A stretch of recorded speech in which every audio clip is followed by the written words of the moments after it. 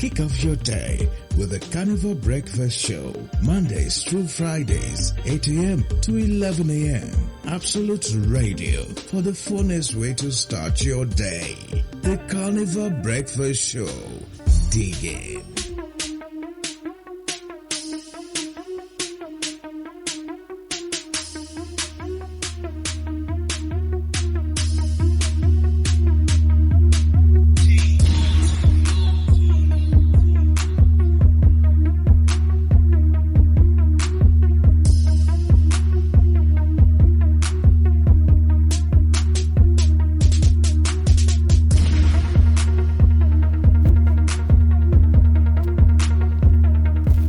It is a beautiful morning. Good morning to you all, and welcome to Carnival Breakfast Show, coming to you from Carnival Radio. This is Carnival Radio. This is Newspaper Review. I am Joseph Oyokola. Good morning and welcome once again. Today on Newspaper Review, I came with different newspapers, and each of them interesting stories. I have the Punch with me. I have the Vanguard newspaper. Have the Post, and I have the Trust, and I have the Nation newspaper. I have several of them with me, and each of them with interesting stories. Starting from the Punch, a newspaper. Electoral Act Amendment, opposition protest, and senators back manual resort transmission. Moving to another headline, pressure mount in Baisha governor over choice of government.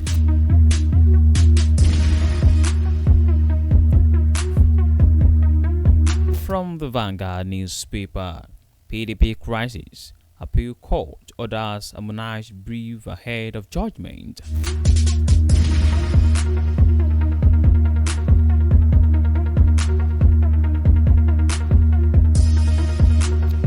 From the Post newspaper, Benue Deputy Speaker condemns Itoncom church abductions, urges immediate security action.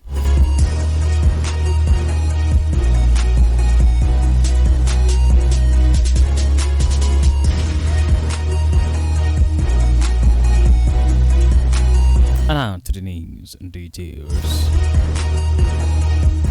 From the Punch and newspaper is where the Senate on Tuesday bowed to intense public pressure and approved the electronic transmission of election results to the Independent National Electoral Commission Result Viewing Portal (IREV), while permitting manual collation to serve as a backup where technology fails. The decision followed an emergency reconsideration of a disputed clause in the Electoral Act Repeal and Reenactment Amendment Bill 2026 after days of nationwide outrage, street protests, and sustained criticism from opposition figures, civil society organizations, and youth movement. However, the upper chamber stopped short of making electronic transmission compulsory and rejected calls for the explicit inclusion of real-time upload of results, a key demand by protesters who accused lawmakers of attempting to weaken electoral safeguards ahead of 2027 general election. Under the reviewed provision, presiding officers at polling units are required to electronically transmit results to the IREV portal after voting and documentation have been completed. The amendment, however, provides that where electronic transmission cannot be carried out due to communication or network challenges, the manual results sheet Form EC8A shall become primary basis for collation and declaration. This news was sourced from the Punch newspaper. For more details, please visit the Punch newspaper. Electoral Act Amendment, opposition protest as senators back manual result transmission.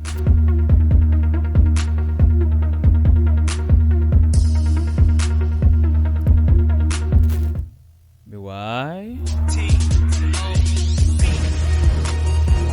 Political lobbying and consultation intensified in Oyo State as attention shifted to who emerges as successor to the late Deputy Governor Lawrence Ekurujapo. Even before the burial of the late deputy governor, political consultations and lobbying had been ongoing, following his refusal to join his principal, Governor Duyo Diri, to defeat from the People's Democratic Party to the All Progressives Congress. Uhuru Joko died on December 11, 2025, at the age of 60 after collapsing in his office in Yanagwa. He was rushed to the Federal Medical Center, Yanagwa, where he was pronounced dead. His death sparked the debate over whether the next deputy governor should come from Shagbama local government area, where he hailed from, or the existing zoning arrangement within Bahesa West Senatorial District should prevail. Some stakeholders argue that fairness demanded that Shagbama produce the replacement to complete the tenure. One of the stakeholders, Ajabakuru Igbeta, said Shagbama Constituency 1 should be allowed to complete the term, given that Okuri Japo was from the area. Others, however, insisted that zoning and broader representation across the senatorial district should guide the decision, warning against upsetting the existing political balance in the state. Under the construction and the constitution, Diri has the power to nominate a replacement subject to confirmation by the State House of Assembly. This news was brought to you by the Vanguard newspaper. Pressure mounts on the Bayelsa governor over choice of deputy.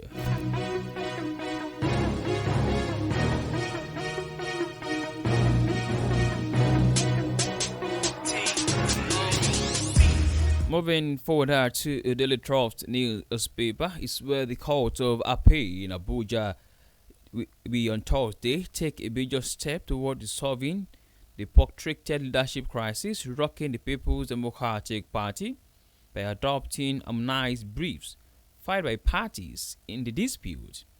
This followed the sitting of the court today in Abuja. Cited at the court were leaders of the party, led by the governor's-backed national chairman, Tanimu Turaki San, and members of the National Working Committee, Governors Bala Mohammed Bauchi, Sheyi Makinde Oyo, among many other chieftains. The faction is seeking authenticity following the ruling of the Federal High Court in Ibadan, Oyo State, which nullified the November 2025 convention that brought the Turaki-led National Working Committee into office. The move to harmonize the appeals is expected to clear the path of a definitive judgment in internal wrangling that has fractured the former ruling party into rival camps and weakened its cohesion since the 2023 general election. This news was sourced from the Trust newspaper. PDP crisis, appeal court orders harmonized briefs ahead of judgment.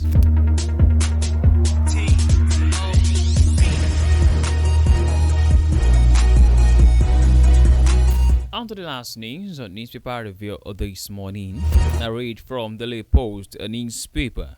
9 worshippers were abducted from St. John Catholic Church in Ojiji, Untoko District, Hado local government area on February 7, 2026, an attack that has left residents terrified. Deputy Speaker of the Benue State House of Assembly, Chief Honorable Mrs. Lami Danladi Ongayi, has expressed deep grief over the incident and urged urgent action from local security authorities. In a statement released by Agbaji Samuel Atogwu, Chief Press Secretary to the Deputy Speaker, Danladi described the abduction as a serious affront to peace, faith, and collective conscience of Hadu local government area. He stated that attacks on places of worship, traditionally safe havens for communities, are particularly alarming. She also added that fear now gripping Otoku and neighboring areas, noting that families remain traumatized, economic activities disrupted, and daily life uncertain. The Deputy Speaker warned that the incident reflects the broader insecurity challenges facing communities in Hadu local government area, and cautioned that failure to act swiftly could escalate the situation into a more serious crisis. This news was sourced from The Nation, Daily Post newspaper, Ibadan. Benue Deputy Speaker condemns Ntoko church abduction, urges immediate security action. To bring the newspaper review to a close this morning, here is the recap of headlines. Electoral Act Amendment. Opposition protests as senators back manual result transmission. Pressure mountain by a governor over choice of deputy. PDP crisis. Appeal court orders harmonized briefs ahead of judgment.